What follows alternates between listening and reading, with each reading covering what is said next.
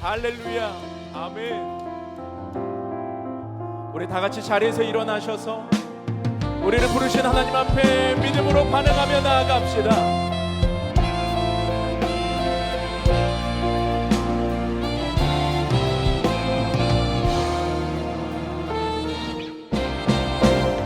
왕이신 하나님 높임을 받으소서.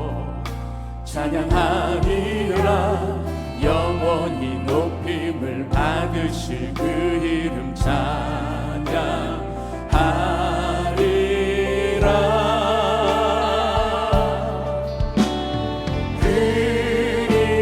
그리스도 진리로 다스리네.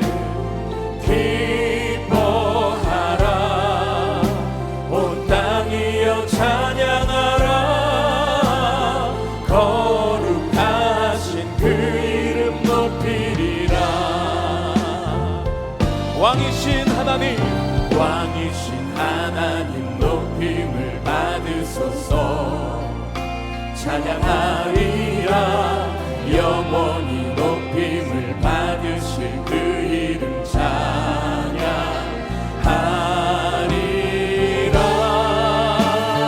그리스도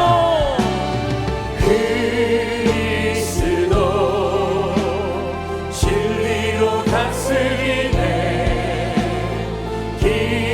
기뻐하라. 온 땅이여 찬양하라. 거룩하신 그 이름 높이리라. 그리스도 진리로 다스리네. 그리스도 진리로 다스리네. 기뻐하라. 온 땅이여 찬양하라. 거룩하신 그 이름 높이리라. 우리 목소리 높여 고백합니다. 왕이신 하나님 높임을 받으소서. 찬양하리라. 영원히 높임을 받으실 그 이름 찬양하리라.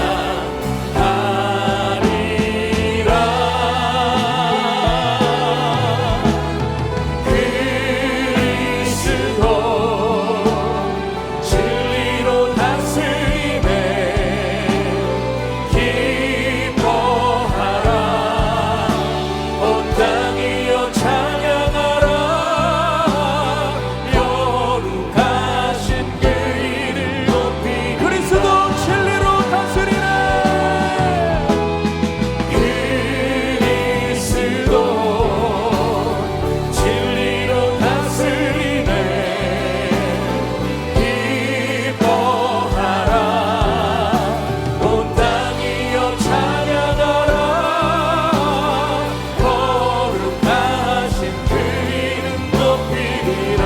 거룩하신 그 이름 높이리라. 거룩하신 주 이름. 거룩하신 그 이름 높이리라. 할렐루야. 주님, 온 땅이여 주님을 기뻐할지어다. 주님을 경배할지어다. 할렐루야. 영화를 기뻐하는 것이 우리의 힘입니다. 할렐루야.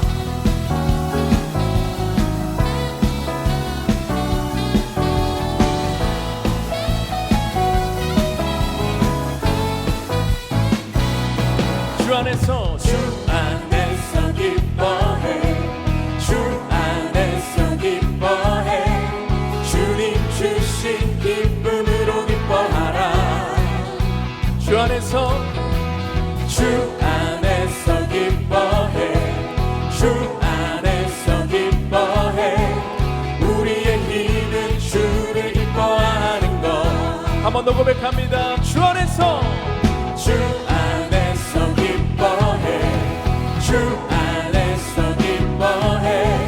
주님 주신 기쁨으로 기뻐하라. 주 안에서 기뻐해.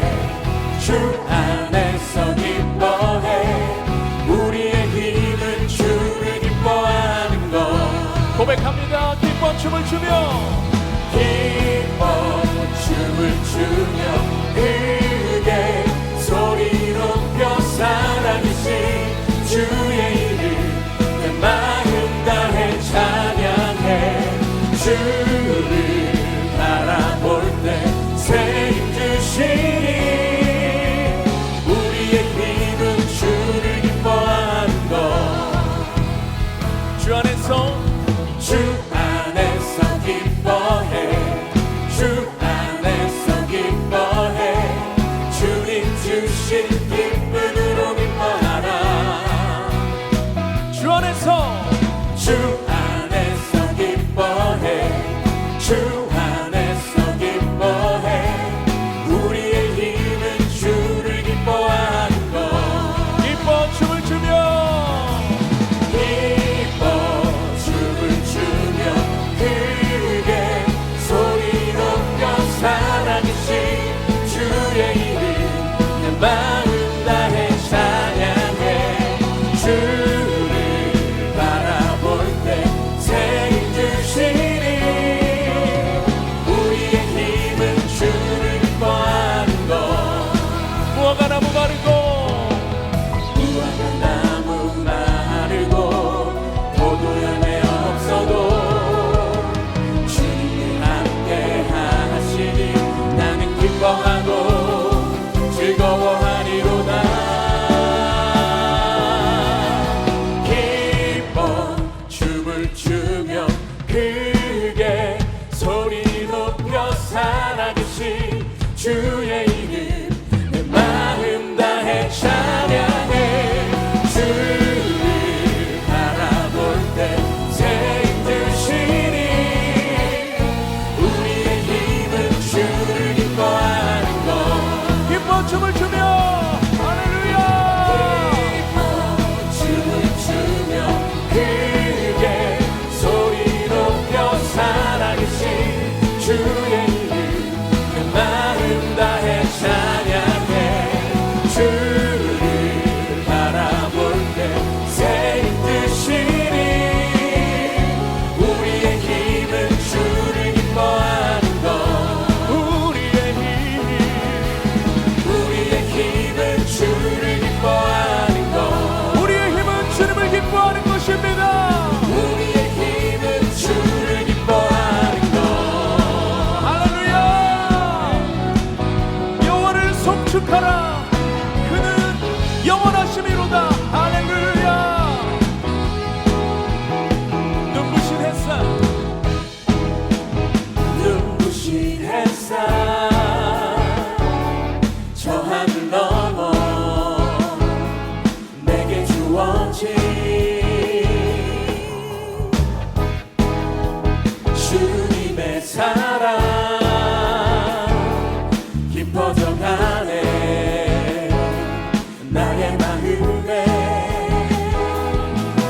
나 홀로인데 변함없는 그 사랑 내 안에 기쁨의 노래 내 안에 기쁨의 노래 멈출 수가 없네 주님의 사랑 바람에 실린 내게 찾아와 그 사랑에 향기가 내 맘 가득해 주님의 은혜 구정을 내게 다가와 그 사랑에 열매로 내 맘 채우네 할렐루야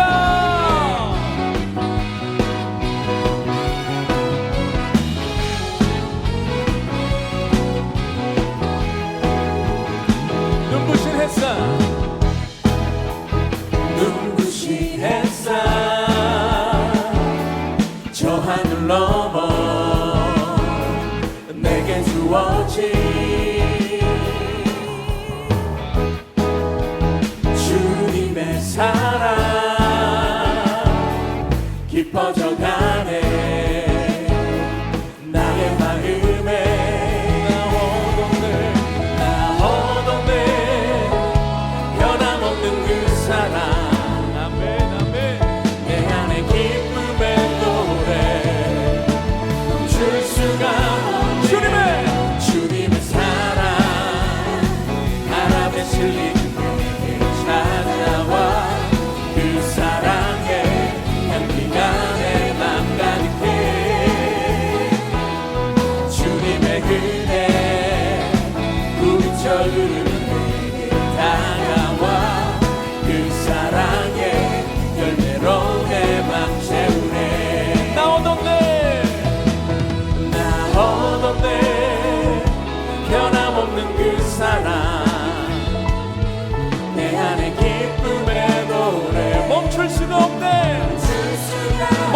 수가 없네. 멈출 수가 없네.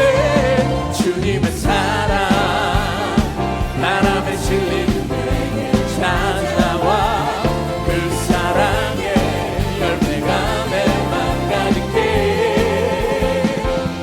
주님의 은혜 부비쳐 흐르는 내게 다가와 그 사랑의 열매로 내 맘 채우네. 주님의 사랑 주님의 사랑 바람에 실린 내게 찾아와 그 사랑의 향기가 내 맘 가득해. 주님의 은혜 부비쳐 흐르는 내게 다가와 그 사랑의 열매로 내 맘 채우네. 사랑의 열매로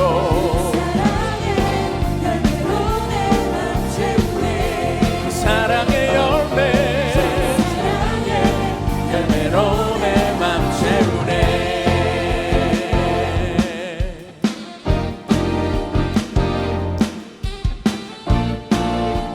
우리의 마음을 주님의 사랑으로 가득 채워주실 것입니다. 할렐루야.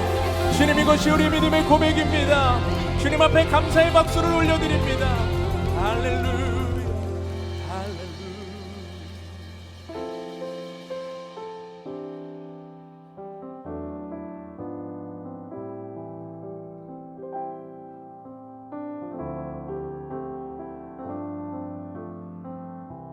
겸손히 올리는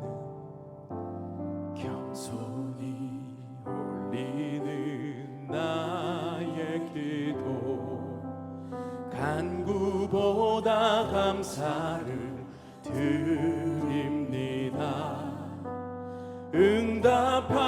응답하심도 거절하심도 기다리라 하심도 그저 감사. 한 번 더 고백합니다. 겸손히 올리는 나의 길 간구보다 감사를 드립니다.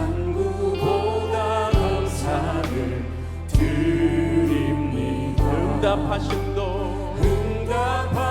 거절하심도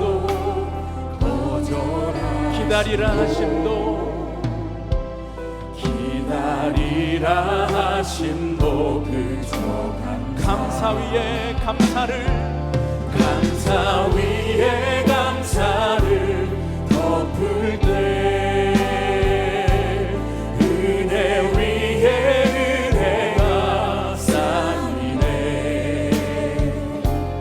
모든 일에 감사 모든 순간에 그리 아니하실지라도 감사. 겸손히 올리는 나의 길 간구보다 감사를 드립니다.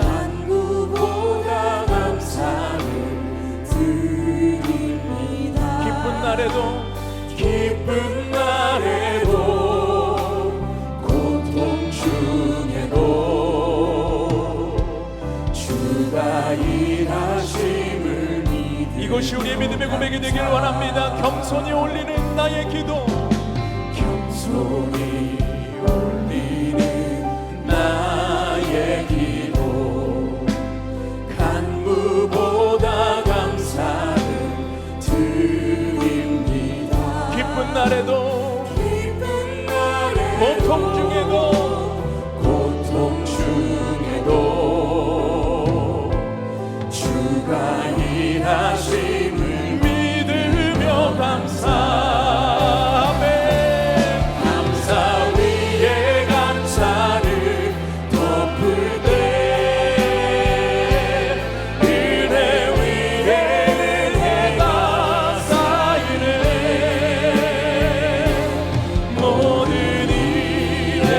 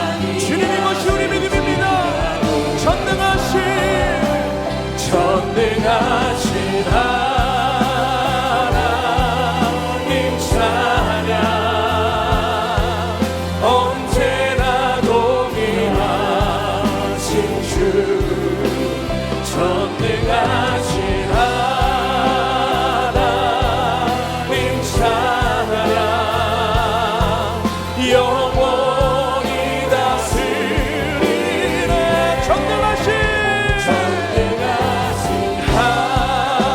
하나님 찬양 언제나 동일하신 주 아버지 전능하신 하나님 찬양 우리 한 번 더 믿음으로 고백합시다. 전능하신 하나님, 전능하신 사랑의 하나님 아버지, 우리 믿음이 주님 앞에 있습니다. 전능하신 주님, 영원히 동일하신 주님, 어제나 오늘과 알파 오메가 되신 주님, 주님을 신뢰하게 하여 주옵소서. 오 아버지,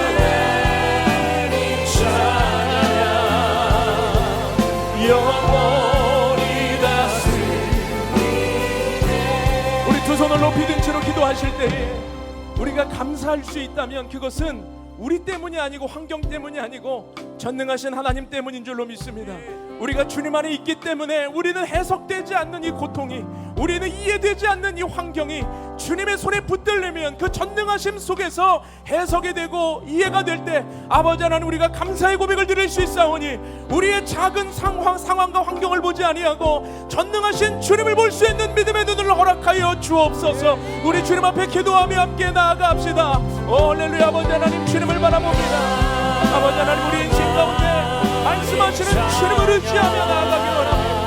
우리의 삶에 거룩하고 존귀하신 주님의 은혜를 바라보고 우리의 작은 시선으로 하나님 이 땅을 바라보지 아니하게 하여 주시고 전능하신 하나님을 바라보고 주님을 바라보고 나아갈 때 우리 입술에서 감사의 고백이 터지게 하여 주옵소서. 우리 입술에서 주님을 향한 소망이 터지게 하여 주옵소서. 우리의 삶에서 주님을 향한 믿음이 터지게 하여 주시옵소서. 아버지 하나님, 전능하신 하나님을 의지하기 원합니다. 전능하신 하나님을 찬양하기 원합니다. 아버지 안에서 주님을 바라보게 하시고 아버지 안에서 주님을 성취하게 하시고 아버지 하나님, 이 땅에 하나님의 놀라운 믿음의 사랑으로 가득 채워주시옵소서. 예수 그리스도의 영광을 바라보게 하여 주옵소서. 예수 그리스도의 은혜를 바라보게 하여 주옵소서. 우리의 연약한 시선을 아버지 하나님 주님 앞에 맡겨드리고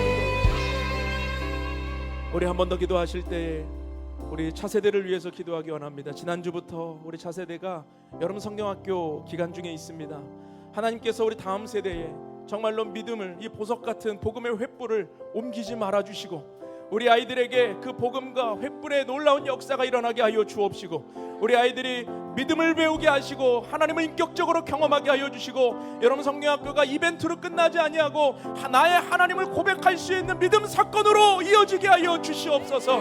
아버지 하나님, 한국교회에 정말로 미래가 우리 아이들에게 있습니다. 또 이 땅의 미래가 우리 아이들에게 있습니다. 하나님이여 붙들어 주옵시고 믿음을 더하여 주옵시고 주님 바른 가치관이 정립되게 하여 주옵시고 정말로 다음 세대를 위해 헌신하는 교사들과 또 우리 교회가 되게 하여 주옵시고 하나님께서 다음 세대에 아름다운 영적 부흥의 열매가 맺히게 하여 주옵소서. 우리 차세대를 축복하며 충보하며 함께 기도하며 나아갑시다. 오 할렐루야. 아버지 하나님, 주님을 바라보겠습니다. 아버지 하나님, 주님 교회 다음 세대 하나님의 거룩하심이 나타나기 원하고 하나님의 능력이 나타나기 원합니다. 아버지 하나님, 우리의 흔들리지 아니합니다. 하나님 말씀하여 주셔야 합니다. 하나님 역사해 주셔야 합니다. 하나님 은혜를 부어주셔야 합니다. 하나님께서 인도하여 주실 때에만 가능합니다. 주님 은혜를 부어주시고 주님 능력을 더하여 주시고 주의 성령으로 충만하게 하여 주옵소서. 아버지 하나님의 은혜를 바라보고 다음 세대를 위하여 우리가 헌신하게 하여 주시고 이 땅에 부흥이 도와서 일어나게 하여 주옵소서. 다음 세대를 향한 복음의 횃불이 끊어지지 아니하게 하여 주옵소서. 하나님 아버지, 이벤트로 끝나지 아니하게 하시고 믿음 사건으로 이어지게 하여 주시고 하나님 만난 고백으로 이어지게 하여 주시고 성령님 인격적으로 만나는 시간으로 경험하게 하여 주옵소서. 아버지 하나님, 주의 보혈로 덮어주시고 우리 다음 세대에 영적 부흥이 일어나게 하여 주옵소서. 아버지 하나님, 다음 세대에 한국교회를 짊어지고 이끌어갈 믿음의 세대를 일어나게 하여 주옵소서. 아버지, 주의 교회가 정말 다음 세대, 차세대에 하나님의 열정을 가지고 사역하는 교회가 되게 하여 주시고 하나님의 뜻을 이루는 복된 믿음의 공동체가 되게 하여 주옵소서. 전능하신 주님을 바라봅니다. 전능하신 주님, 주님이 역사하시고 주님이 일어나시고 주님의 부흥하시고 주님을 의지합니다. 거룩하고 존귀하신 사랑의 하나님, 주님을 찬양합니다. 오늘도 주님 우리의 발걸음을 붙드시고 세상과 구별하여 하나님 앞에 있게 하셨사오니 우리가 정말 이 감사한 마음으로 주님 앞에 더 깊은 자리로 나아가게 하여 주옵소서. 하나님, 우리에게 허락하신 이 주일은 주님을 마음껏 기뻐하며 우리의 삶에 주님 주신 은혜로 채우는 시간임을 믿습니다. 그 어떤 세상의 분주함도 나를 신경 쓰이게 하고 지금도 내 머릿속에서 자꾸 돌아가고 있는 그런 염려와 근심의 생각들이 오늘 말씀과 예배 안에서 사라지게 하시고 주님만 주목할 수 있는 순전한 믿음으로 성장하게 하여 주옵소서. 오늘도 주님 이끄시는 자리로 우리가 순종하며 나아갈 때 그 자리가 바로 하나님 인격적으로 만나는 자리가 되게 도와 주옵소서. 주님을 갈망합니다. 주님을 찬양합니다. 예수님의 이름으로 기도하옵나이다. 아멘. 사랑해요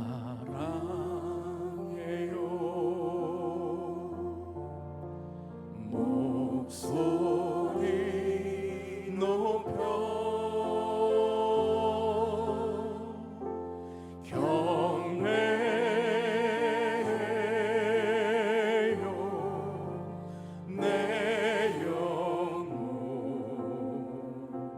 기뻐 오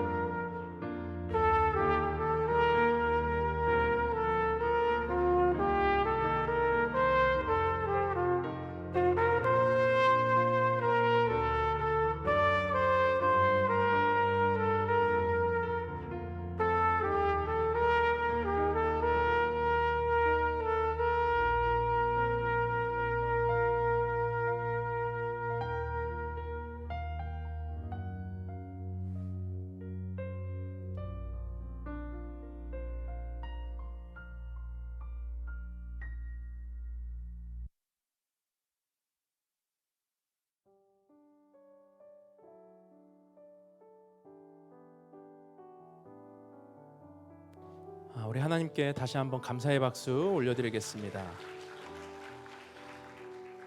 여러분 축복합니다. 귀한 주일 되시길 바라고요. 또 은혜 받고 돌아가는 복된 주일 되기를 축복합니다. 우리 좌우 또 앞뒤에 계신 분들하고도 한번 인사하시죠. 당신이 있어서 행복한 거 아시죠? 한번 이렇게 인사하십시오. 네, 감사합니다. 여러분들이 있어서 행복하고 함께 예배할 수 있어서 행복합니다. 주보에 있는 안내사항을 한번 봐주시고요. 주는교회 처음 나오신 분들이 계시다면 하나님의 은혜로 축복합니다. 여의도에서 예배 뜨거운 교회 세워가고 있습니다. 등록을 원하시는 분들은 QR코드로 등록해 주시면 함께 교제하고 또 공동체 세워가는 기쁨을 함께 나누기를 원합니다. 주는교회 아울리치 이제 영보교회로 저희가 간다고 계속 말씀을 드렸는데 신청을 해주고 계셔요. 근데 혹시라도 나 아는 사람 없어서 또 조금 어색할 것 같아서 혹시 주저하시는 분들이 계시다면 일단 신청하시면 그때부터 어색함은 풀립니다. 신청하셔서 함께 또 이 지역에 은혜를 나누기를 원하고 특별히 이날은 여기 예배가 없어요. 8월 20일 날 교회가 지방교회 그리고 함께 협력할 수 있는 그 미자립 교회를 위한 최고의 선물이 무엇일까 고민을 했는데 우리가 여기서가 아니고 그곳에서 예배를 드리는 것이 하나님께서 기뻐하시는 선물이라는 마음에 감동을 주셔서 8월 20일 주일은 여기 예배가 없습니다. 우리가 거기서 금요일부터 섬기고 그 교회 주일 예배를 함께 섬기고 올 거예요. 그러니까 여러분 토요일 날 오셔도 되니까 꼭 신청하시고 함께 아울리치 하셨으면 좋겠습니다. 셀 모임 신청 안내드리고 있습니다. 우리 9월 첫 주부터 셀 모임이 시작이 되는데 미리 신청을 해주셔서 셀 구성하는데 어려움 없도록 도움받으시기 바랍니다. 주는교회 여름 성경학교가 지난주부터 진행되고 있습니다. 많은 분들이 후원을 해주셔서 재정이 이렇게 채워지고 있어요. 근데 조금 부족한가 봐요. 여러분 더 관심 가져주시고 재정 후원해 주시거나 또 실제 그때 우리 7월 15일 날 파주로 다음 주 가잖아요. 그때 아이들 또 섬길 수 있는 그런 분들은 이런 섬김 후원으로 또 신청을 해주시면 차세대가 아름답게 세워지는데 또 첫 여름 성경학교 행사가 하나님 안에서 잘 이루어질 거라 생각이 됩니다. 많은 관심 가져주십시오. 오늘 주는교회 첫 공동의회가 있습니다. 그래서 예배가 마치면 이 자리에서 길지 않게 짧게 공동의회를 합니다. 상반기 하나님께서 또 재정 어떻게 부어주셔서 사역을 했는지 그리고 이제 하반기의 예산은 우리가 어느 정도로 잡고 어떤 사역을 할 것인지 우리가 나누고 또 집행하는 시간을 가지려고 하니까요. 함께 그 시간 참여해 주시면 감사하겠습니다. 주는교회 등록교인들 참석해 주시면 감사하겠습니다. 네, 감사합니다. 오늘 하나님께서 우리에게 주시는 말씀 같이 읽고 함께 말씀 듣겠습니다. 에베소서 4장 13절에서 15절 말씀입니다. 에베소서 4장 13절에서 15절 말씀, 제가 13절을 읽겠습니다.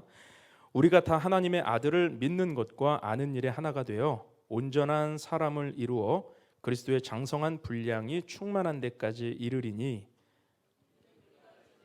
어린아이가 되지 아니하여 사람의 속임수와 간사한 유혹에 빠져 온갖 교훈의 풍조에 밀려. 함께 읽겠습니다. 오직 사랑 안에서 참된 것을 하여 범사에 그에게까지 자랄지라. 그는 머리니 곧 그리스도니라. 아멘. 신앙인이라면 누구나 영적인 성장에 대한 관심이 있어야 됩니다. 왜냐하면 믿음은 주님 나라 갈 때까지 늘 자라야 하기 때문입니다. 신앙이 자라지 않는 것만큼 안타까운 일은 없습니다. 만일 어린아이가 더 이상 자라지 않고 성장하지 않는다고 한번 생각해 보십시오. 그것을 바라보는 부모가 그게 괜찮지 않을 거예요. 성장하지 않는 자녀를 보는 부모의 마음은 절대로 괜찮을 수가 없다라는 거죠. 마찬가지로 우리 하나님께서는 당신의 자녀들의 믿음, 이 영적인 성장이 이루어지지 않을 때 안타까움을 느끼신다라는 것입니다. 저는 여기에 목회자의 신앙도 마찬가지라고 생각합니다. 목회자라고 해서 신앙의 성장이 멈춰 있으면 안 되는 거죠. 저는 누구보다 제 자신을 잘 알잖아요. 저는 미숙하고 연약한 사람이에요. 여러분들은 저를 어떻게 볼지 모르지만 저는 저 자신을 너무나도 잘 알고 있습니다. 실수하고 넘어지고 그리고 정말 형편없는 그런 모습을 보일 때가 너무 많은 사람이에요. 그래서 저도 늘 이 성장에 대한 목마름이 있고 잘하는 것에 대한 갈망이 있습니다. 제 믿음 중에는 이런 믿음이 있어요. 나는 어제보다 오늘이 더 믿음이 성장하길 원한다.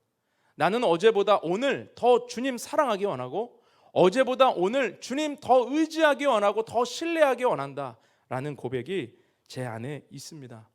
개척을 해보니 더 알겠더라고요.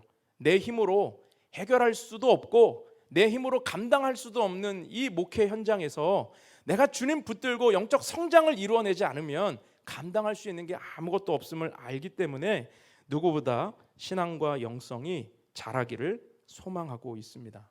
여러분들은 어떠십니까? 여러분들도 영적인 성장을 이루길 원하세요? 신앙이 자라기를 원하십니까? 혹시 이 질문 앞에서 관심이 생기지 않는 분들이 계신다면 오늘 말씀을 들을 때에 영적 성장에 대한 관심이 생길 수 있게 되기를 주님의 이름으로 축원합니다. 우리는 신앙의 성장, 영적인 성장에 대해서 늘 거룩한 부담감을 가져야 돼요.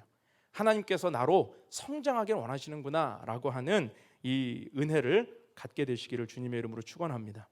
교회 오래 다녔다고 해서 신앙의 연수가 길다고 해서 저절로 성장하는 것은 아니죠.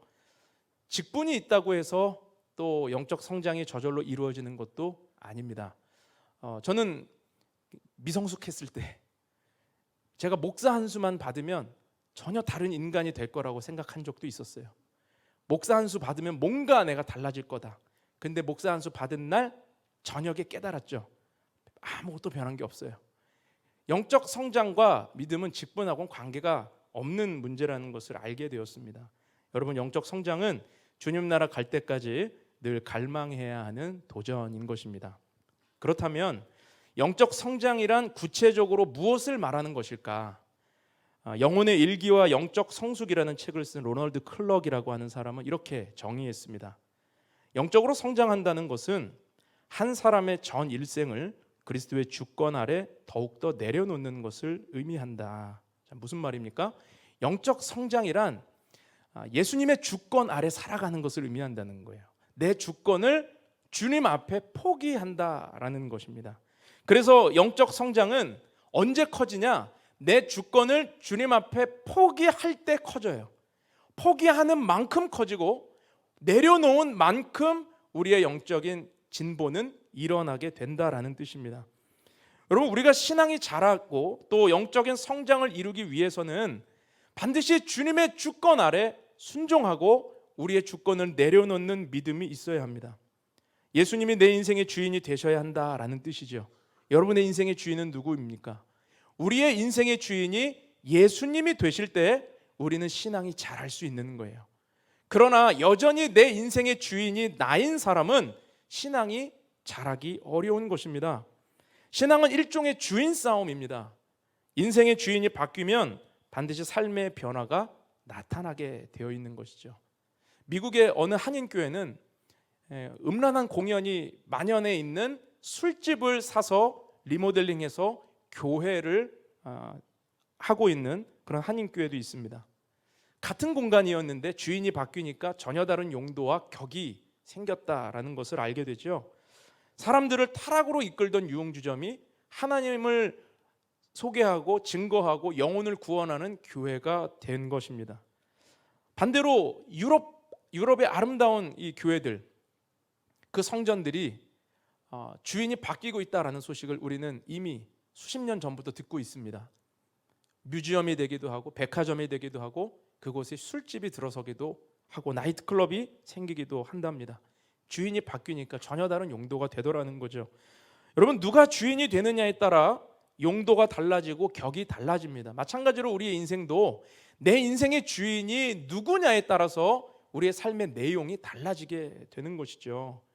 만약에 내 인생의 주인이 예수님이 되신다면 여러분, 우리의 삶에는 예수님의 인격과 성품이 자라게 될 것입니다. 죄악된 인생이 예수라는 주님을 만나게 되면 이 땅에 하나님 나라를 세워가는 믿음의 사람으로 변화될 수 있게 될 것입니다. 그러므로 우리는 예수님이 우리 인생의 주인이 되시기를 소망할 수 있게 되기를 주님의 이름으로 축원합니다. 여러분의 인생의 주인은 돈이 아니에요. 여러분의 인생의 주인은 나 자신이 되면 안 됩니다. 우리의 인생의 주인이 오직 예수 그리스도가 되어질 때 우리는 비로소 그리스도의 장성한 분량에 이르기까지 자라는 영적 성장의 자리에 서게 될 것입니다. 그래서 우리는요, 날마다 믿음을 점검해야 되고 우리의 고백을 점검해야 돼요. 우리의 삶에 내 인생의 주인은 하나님이십니다, 내 인생의 주인은 예수님이십니다 라고 하는 이 고백을 우리의 입술에 담을 때에 정말 우리의 삶을 주관하시는 분이 하나님이 되시고 우리는 날마다 주님의 주권 아래에서 영적인 성장을 이루어갈 수 있게 될 수 있음을 믿습니다. 자, 그렇다면 우리 신앙이 그리스도의 장성한 분량에 이르기까지 자라기 위해서는 어떤 믿음이 필요한 것인가? 오늘 그 믿음에 대해 세 가지 함께 나누기를 원합니다. 첫 번째로 우리가 기억해야 될 믿음은 나는 성장이 필요한 사람이다 라는 걸 인정해야 됩니다. 여러분, 신앙생활 가운데 믿음이 자라지 않고 오래되었는데 직분도 있는데 영적인 성장이 이루어지지 않는다면 많은 경우에 어떤 이유 때문이냐면 신앙의 익숙함 때문이에요. 교회가 익숙합니다. 예배가 익숙합니다. 섬김과 봉사의 자리가 익숙합니다. 교회 프로그램이 익숙해요. 그럼 사람들이 갖게 되는 착각이 뭐냐면 나는 성장을 다 했다라고 착각을 해요. 나는 괜찮다라는 생각을 갖게 되는 거죠. 그 익숙함이 나는 나 정도면 괜찮은 신앙인이다 라는 착각을 하게 한다라는 것입니다. 여러분, 그러나 우리는 주님 앞에 갈 때까지 날마다 성장이 필요한 사람이다라고 하는 것을 인정할 때 비로소 성장은 시작될 수 있다라는 것입니다. 오늘 본문 말씀을 다시 한번 읽어보죠. 우리가 다 하나님의 아들을 믿는 것과 아는 일에 하나가 되어 온전한 사람을 이루어 그리스도의 장성한 분량이 충만한 데까지 이르리니 이는 우리가 이제부터 어린아이가 되지 아니하여 사람의 속임수와 간사한 유혹에 빠져 온갖 교훈의 풍조에 밀려 요동하지 않게 하려 함이라. 오직 사랑 안에서 참된 것을 하여 범사에 그에게까지 자랄지라. 그는 머리니 곧 그리스도라. 자, 우리가 주목하고 싶은 건 사실 14절이에요. 바울은 어린아이가 되지 말라라고 권면하고 있습니다. 어린아이가 되지 말고 온갖 세상의 풍조에 이리저리 요동하고 떠밀려 다니지 말라 그러죠. 여러분, 우리는 어떻습니까? 어린아이. 우리 안에는, 나의 내면 안에는 어린아이와 같은 미숙한 모습은 없습니까? 나는 성장이 필요한 사람이라고 인정하려면요, 내 안에 어린아이 같은 미숙함에 대해서 우리는 마주해야 하는 것입니다. 어린아이의 특징을 한번 생각해 보십시오. 어린아이들 얼마나 미숙한 부분이 많이 있습니까? 어린아이들은 부모의 도움이 필요한 사람들이에요. 존재들이에요. 그런데 아이들은 어떻게 하죠? 도움받는 걸 싫어합니다. 조금만 크면요, 자기 혼자 할 수 있다 그래요. 그래서 흘립니다. 넘어집니다. 깨집니다. 묻힙니다. 그런데도 혼자 하겠다고 떼를 써요. 그리고 어린아이들은 자기가 잘못을 했어도 인정해요, 안 해요? 인정 안 합니다. 오히려 이렇게 할 수밖에 없었다고 누구 핑계를 대고 탓을 하죠. 제 딸이 한 5살 때였나요? 6살 때였나요? 자기가 혼자 넘어지고도 아빠 때문에 넘어졌다고 하더라고요. 아마 어린아이들을 양육하는 부모님들은 이런 경험 해보셨을 거예요. 그래서 제가 그때 너무 억울했어요. 아무리 어린애지만 아니 도대체 우리 집은 왜 다 나 때문인 거야? 이런 생각했어요. 뭐만 잘못하면 다 아빠 때문이라는 거죠. 여러분, 어린아이는 또 특징이 무엇입니까? 자기 맘대로 행동해. 또 자기가 하고 싶은 말 다 해야 돼. 참는 거 없어요. 절제 없습니다. 하기 싫은 것은 울면서도 절대로 하지 않으려 해요. 다른 사람에게 피해가 가든 말든 상관하지 않고 자기 좋을 대로 행동하고 자기가 하고 싶지 않으면 절대로 안 하는 이런 어린아이들. 또 어떤 특징이 있습니까? 늘 칭찬받고 인정만 받아야 한다라는 거죠. 자기가 만든 웃기는 작품을 하나 만들어 놓고 이거 최고의 작품이라고 자랑하고 인정받아야 돼요. 칭찬 안 해주면 삐진다는 것입니다. 여러분, 그런데 이게 어린 아이들에게만 나타나는 모습입니까? 여러분, 우리는 이런 모습이 없으세요? 모양과 형태와 내용만 달랐지 우리에게는 이런 어린아이와 같은 미숙함이 없습니까? 사람들의 내면 안에는요, 누구나 이 어린아이가 하나 자리 잡고 있습니다. 그러나 그걸 잘 포장하고 가릴 뿐이에요. 그런데 모든 사람의 내면에는 이런 어른아이가 존재한다라는 것을 우리는 인식해야 하는 것입니다. 내가 성장이 필요하다라는 인정은 언제 시작되냐면 내 안에 다 자라지 않은 상처 가득한 어른아이가 들어앉아 있다라고 하는 이 인정, 이 마주함으로부터 시작될 수 있는 거죠. 그럼 우리가 성장을 하기 위해서는 어떻게 해야 됩니까? 내 안에 아직 다 자라지 않은 미성숙한 이 어른아이를 주님께 맡겨야 되죠. 주님의 양육으로 들어가야 돼요. 주님의 도움을 받아야 되는 것입니다. 어린아이들이 자신의 미숙함을 극복하는 길은 부모님이나 선생님의 도움을, 양육을 받는 것으로 해결이 될 수 있지 않습니까? 여러분, 우리도 우리의 내면에 있는 이 어른아이를 어떻게 성장시킬 수 있느냐? 주님의 양육 속으로 들어가야 돼요. 그때 변화와 성장을 경험할 수 있게 되는 것입니다. 그러면 주님의 양육으로 들어간다고 하는 것은 무슨 의미예요? 하나님의 말씀의 도움과 말씀의 다루심을 받아야 된다라는 뜻이죠. 하나님의 말씀의 도우심과 다루심 어떻게 받게 됩니까? 당연히 말씀을 듣는 자리를 사모할 때 시작됩니다. 말씀을 듣는 자리. 로마서 10장 17절 말씀에 그러므로 믿음은 들음에서 나며 들음은 그리스도의 말씀으로 말미암았느니라. 여러분, 믿음은 들음에서 나고 들음은 그리스도의 말씀이라는 거예요. 우리 안에 성장이 이루어지기 위해서는 반드시 하나님의 말씀을 듣고 배우고 그 말씀으로 다루어질 때만이 우리는 성장할 수 있다라고 하는 것입니다. 그런데 말씀만 들어서는 성장할 수 없습니다. 말씀의 다루심을 받아야 되는 거죠. 말씀의 다루심을 좀 쉽게 표현하면 말씀의 부대낌이에요. 여러분, 들은 말씀이 삶의 자리에서 부대껴 본 적이 있으세요? 들은 말씀이 내 삶에 뭔가 막 부대껴. 성령께서 역사하시는 거거든요. 우리의 삶의 변화를 촉구하시는 거거든요. 그 부대낌을 경험할 때 반드시 삶의 현장에서 우리는 부대끼게 됩니다. 혹시라도 여러분 가정에서 반복적인 다툼이 있고 해결되지 않은 싸움이 있고, 또는 교회에서, 공동체에서 해결되지 않은 어떤 다툼을 반복적으로 내가 경험하고 있다면, 여러분, 말씀의 다루심을 받은 사람은 어떻게 해석이 되냐면 내가 변해야 되겠구나라고 하는 주님의 음성을 듣게 되는 것입니다. 그런데 말씀의 다루심을 받지 않게 되면 어떻게 돼요? 항상 남이 문제인 거예요. 항상 다른 사람이 문제인 거예요. 그러나 말씀의 다루심을 받으면 내 안에 성숙하지 못한 어른 아이가 발견되고 주님은 그 아이를 자라게 하시는, 성장케 하시는 그런 은혜를 우리가 경험할 수 있게 되는 것이죠. 그래서 매일의 큐티가 중요한 것입니다. 저는 사실 부끄러운 이야기지만 제가 부교육자 시절에는 새벽 예배 설교를 준비하기 위해 큐티를 했습니다. 그리고 일주일에 몇 번 안 됐으니까 사실 매일 큐티 안 했던 거죠. 그런데 제가 개척을 하고 새벽 예배를 매일 인도하면서 매일 큐티 말씀을 제가 묵상하면서 이전에 경험하지 못했던 하나님의 은혜를 매일 느껴요. 저는 개척하고 뭐가 제일 좋냐고 물어보면 매일 큐티할 수 있는 게 기쁘고 행복합니다라고 자신 있게 말씀드릴 수 있습니다. 그런데 그 큐티 시간에 하나님이 저를 도우시고 말씀으로 도우시고 말씀으로 다루어 가시는데, 때로는 제가 그 말씀 안에서 울기도 하고, 때로는 그 말씀 안에서 진짜 하고 싶지 않은데 가서 용서를 구하기도 하고, 때로는 그 말씀 안에서 성도들에게 어떤 내 결단에 대해서 약속하기도 하고, 다 하나님께서 그 큐티 시간을 통해서 나를 다루어 가시더라고요. 여러분, 우리의 삶에 말씀이 나를 부대끼게 하실 때 그 말씀 앞에 우리는 어떻게 반응하고 있으십니까?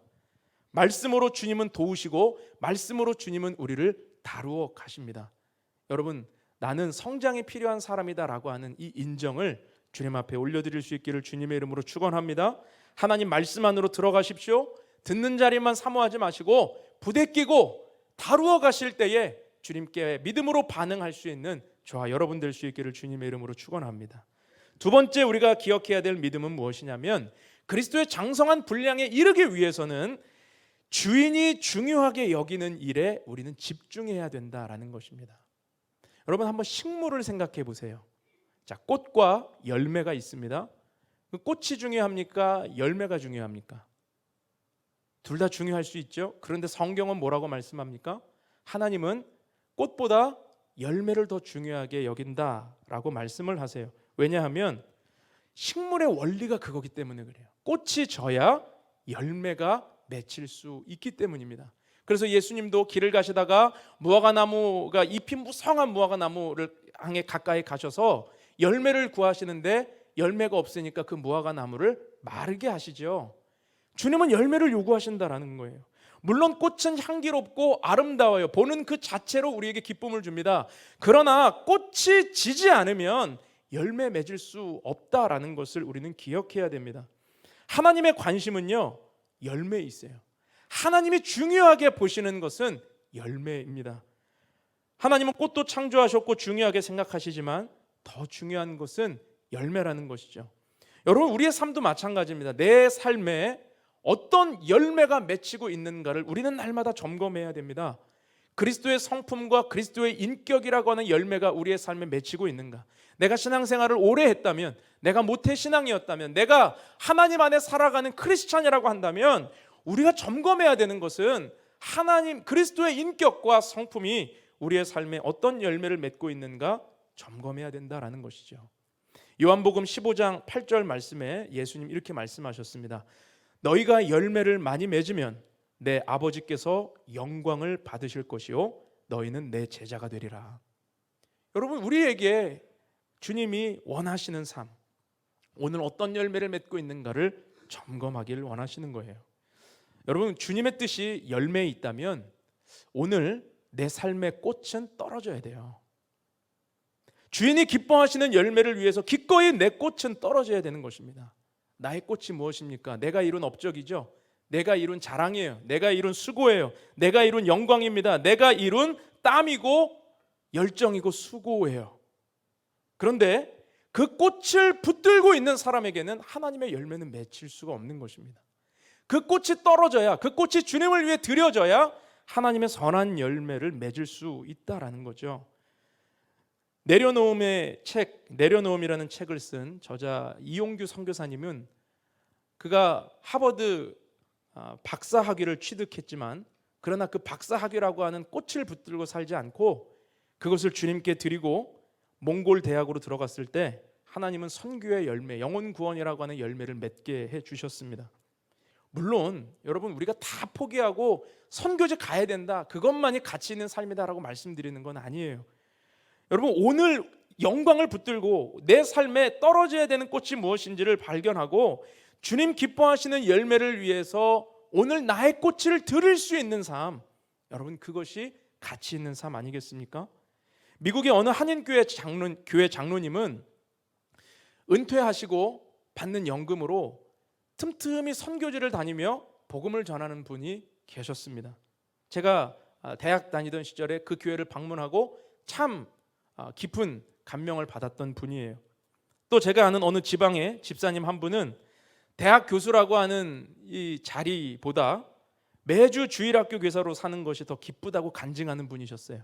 그리고 실제로 자기 명함에 어느 대학 교수 누구와 함께 그 밑에 어느 교회 교사 누구라는 걸 같이 명함에 새기고 다니시더라고요.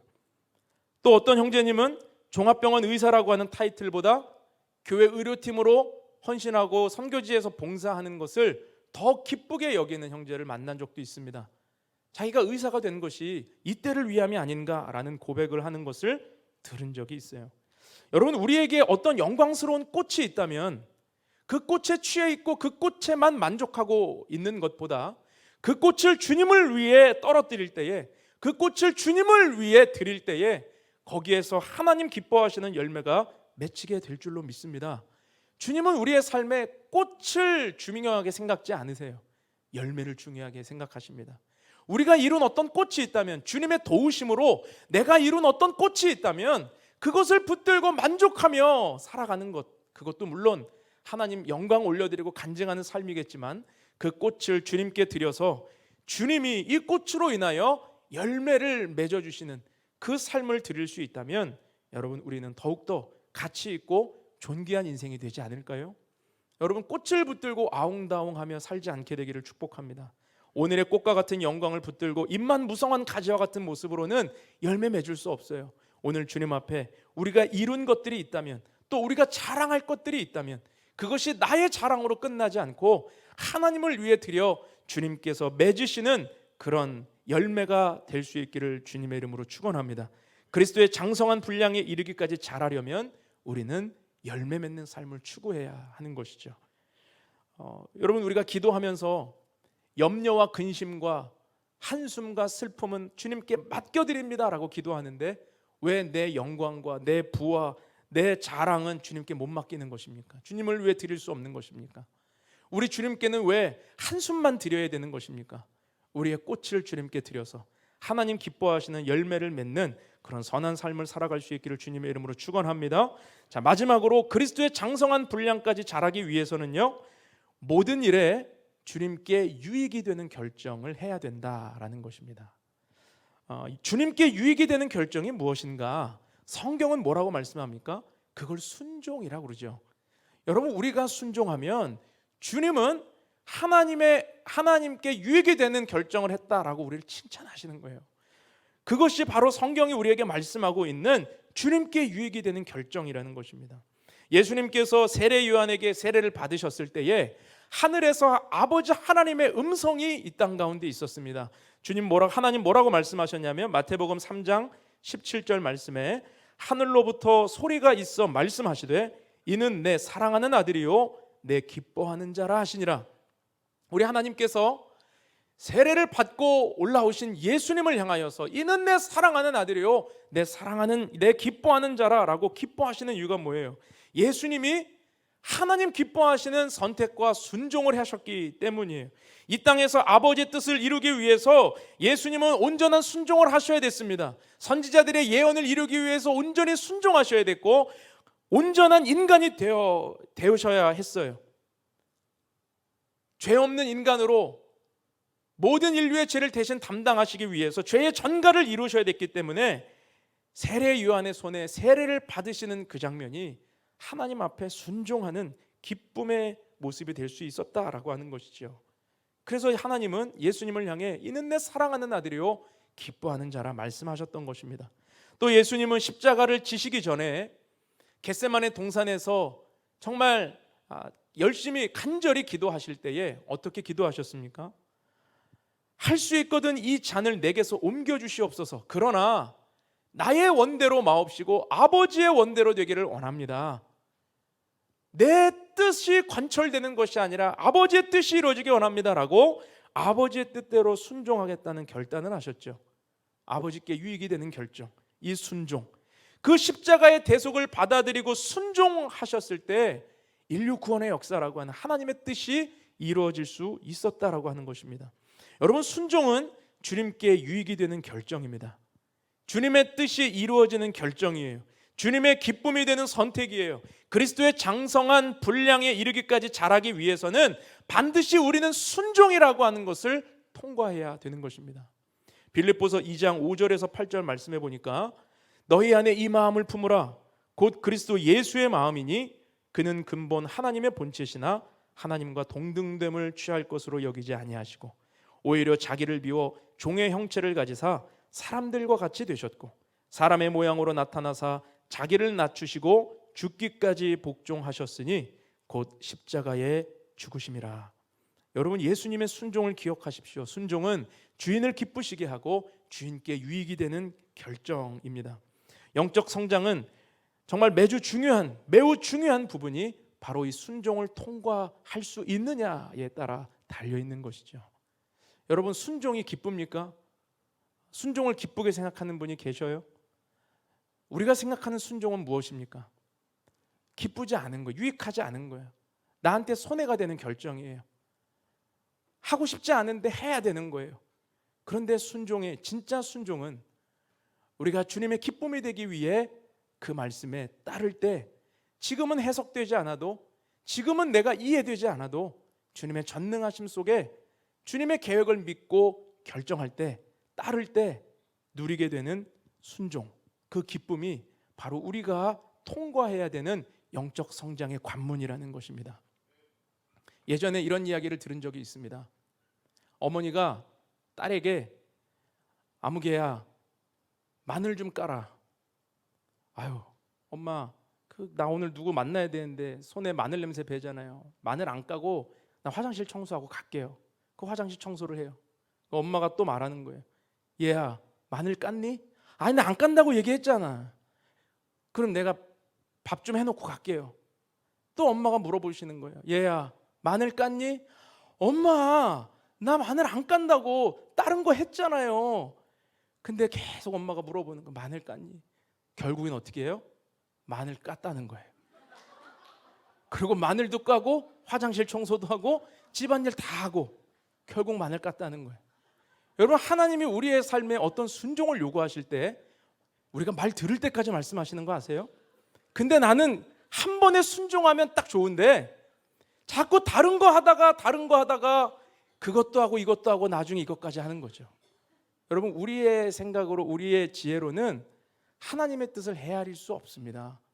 주님이 말씀하실 때 기쁨으로 순종하면 오히려 그것이 빠른 길이고 오히려 그것이 완전한 길이라고 하는 것을 여러분 믿는 축복이 있기를 바랍니다. 여러분 영적 성장이란 다른 거 없습니다. 내가 하고 싶은 것만 하면 절대로 성장할 수 없어요. 우리 자녀들에게도 마찬가지죠. 훈육과 양육이 무엇입니까? 우리 자녀들에게 너 그거 하면 어려워져, 힘들어져, 그렇게 살면 인생 살기 어려워져 라는 양육과 훈육이 들어갈 때 애들이 그거 고치는 거, 그 습관 고치는 거 어렵잖아요. 그런데 부모의 양육에 순종할 때 아이들이 바른 인성을 가지게 되는 것처럼 하나님은 우리의 삶의 말씀으로 우리에게 순종을 요구하시는데 우리가 그럴 때에 얼마만큼 주님을 순종할 수 있고 기쁘게 그것을 받아들일 수 있느냐에 따라 우리의 영적인 성장은 이루어지게 되는 것이죠. 저는 순종하면 항상 창세기 24장에 나오는 아브라함의 늙은 종이 떠올라요. 아브라함의 늙은 종은 누구냐면 아브라함이 가장 신뢰하는 사람입니다. 그의 모든 소유와 재산을 다 맡길 만큼 신뢰하는 종이에요. 그런데 아브라함이 그 늙은 종에게 인생의 마지막 미션 하나를 줍니다. 그게 24장에 나오는 이야기인데 어떤 미션을 주냐면 내 아들 이삭을 위한 신부감을 구해오라. 그리고 맹세를 시켜요. 꼭 구해오겠다라는 맹세를. 그런데 늙은 종, 자 수식어가 늙은이에요. 늙은. 젊은 종도 아니에요. 늙은 종이에요. 낙타 10마리를 끌고 가요. 지창금을 가지고 가요. 얼마나 수고하고 어려운 길입니까? 수십 킬로를 떨어져 있는 곳을 걸어서 가야 됩니다. 종이에요. 그런데 그 종이 24장을 가만히 읽어보면요, 나중에는 이 종이 아브라함처럼 보일 정도로 자기 일처럼 그 일을 대합니다. 그리고 가는 곳마다 하나님께 기도해요. 나의 주인 아브라함의 하나님이시여, 당신이 순적하게 이 일을 만나게 해주십시오. 기도하고 기쁨으로 가요. 그리고 나중에 리브가를 만나게 되었을 때 하나님을 향해 이렇게 고백합니다. 창세기 24장 26절 27절을 보십시오. 이에 그 사람이 머리를 숙여 여호와께 경배하고 이르되 나의 주인 아브라함의 하나님 여호와를 찬송하나이다.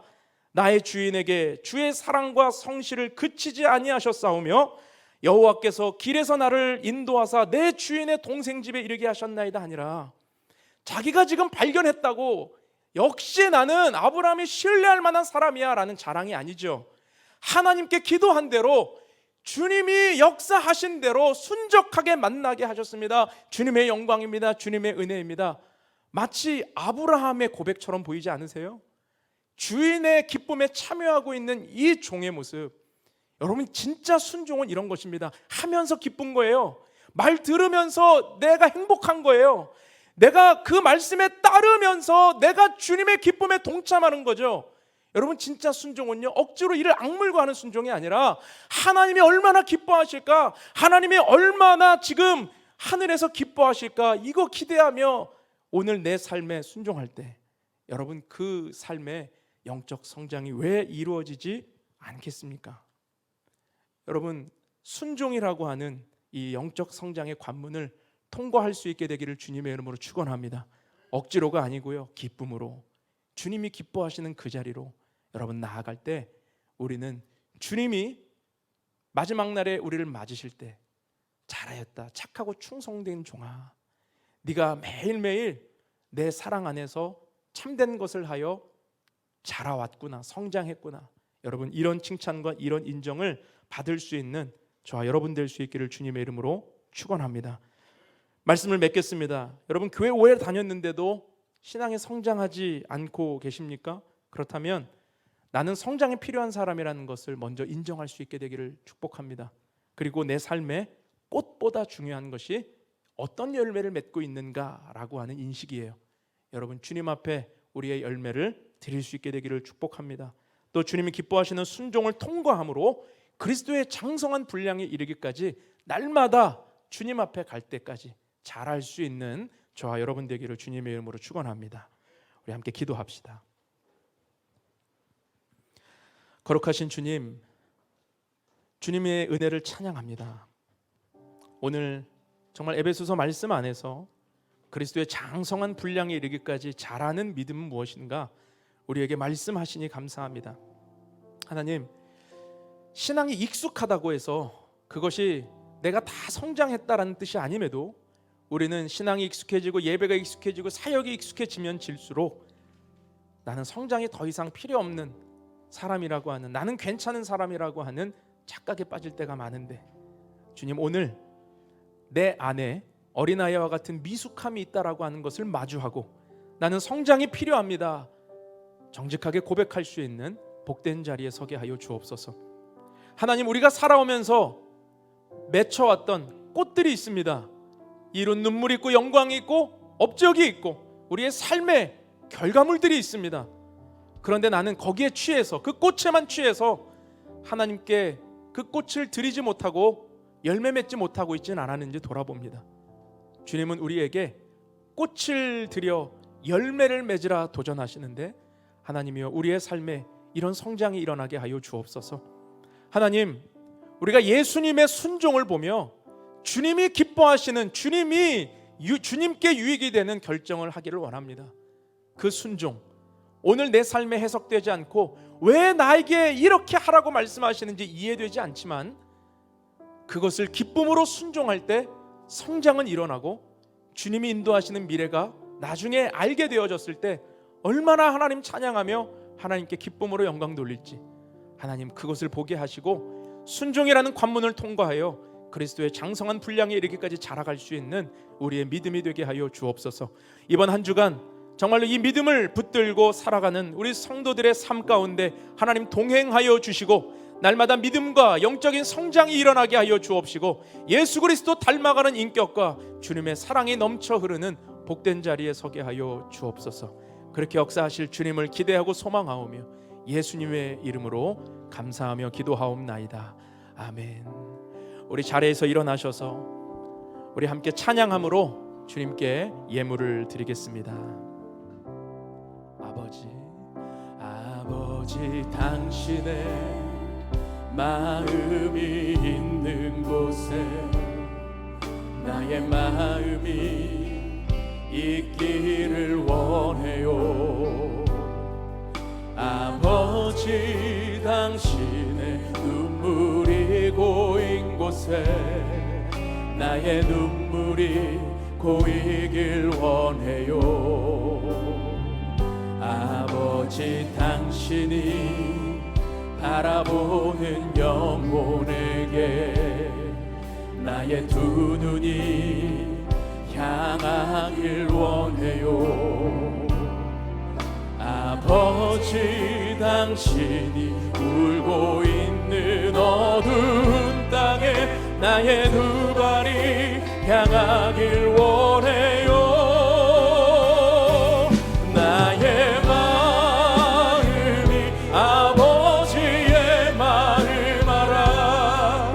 내 모든 뜻 아버지의 뜻이 될 수 있기를 나의 온몸이 아버지의 마음 알아.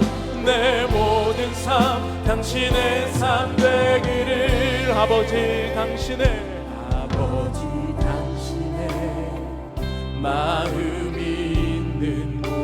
나의 마음이 있기를 원합니다. 마음이 있기를 원해요. 아버지 당신의 눈물이 고인 곳에 나의 눈물이 고이길 원해요. 아버지 당신이 바라보는 영혼에게 나의 두 눈이 향하길 원해요. 아버지 당신이 울고 있는 어두운 땅에 나의 두 발이 향하길 원해요. 나의 마음이 아버지의 마음 알아. 내 모든 뜻 아버지의 뜻이 될 수 있기를 나의 온몸이 아버지의 마음 알아. 내 모든 삶 우리 두 손 높이 들고 고백합니다. 나의 마음이 아버지의 마음 알아. 내 모든 뜻 아버지의 뜻이 될 수 있기를 나의 온몸이 아버지의 마음 알아. 당신의 삶 되기를. 거룩하신 하나님, 은혜를 감사드립니다. 우리에게 허락하신 모든 것이 하나님의 것임을 이 시간 고백하며 기쁨으로 하나님께 예물을 드립니다. 11조와 감사헌금, 선교헌금과 주일헌금을 마음에 정한 예물대로 주께 올려드리오니 예물을 연락하여 주시고 드리는 마음마다 주님의 복을 내려 주옵소서. 이 예물이 사용되어지는 곳에 하나님의 뜻이 이루어지게 하시고 하나님의 생명이 온 땅과 열방 가운데 흘러가게 하여 주옵소서.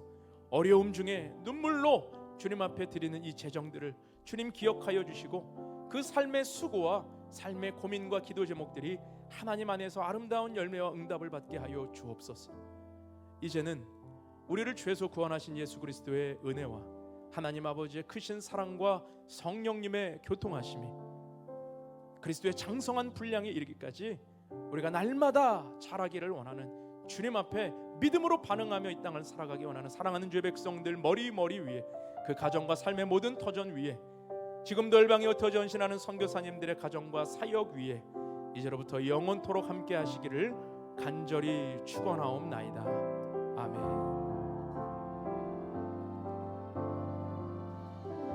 우리 찬양받게 합당하신 주님께 영광의 박수, 감사의 박수 올려드립니다. 예배가 모두 마쳤습니다. 한 주간 평안하시기 바랍니다.